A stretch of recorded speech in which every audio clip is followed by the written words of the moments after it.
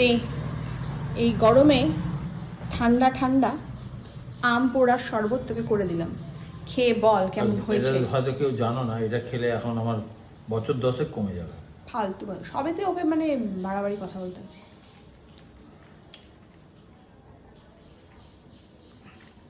খুব ভালো হয়েছে। মন খুলে প্রশংসা তুই করতে পারিস, এর জন্য কোনো ট্যাক্স দিতে হয় না সরকারকে। খুব ভালো হয়েছে বলছি তো। দেখো মুখের আর বিশেষ করে এক্সপ্রেশনসটা দেখো।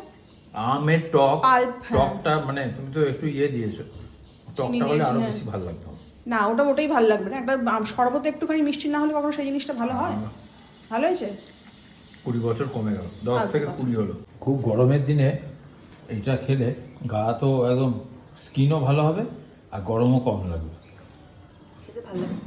আর এই যে ড্রাই রোস্ট করে জিরে গুঁড়োটা দেয় না, জিরে গুঁড়োর যে ফ্লেভারটা, মাকে দিয়েছি অল্প, বেশি দিইনি কারণ চিনি দেওয়া রয়েছে।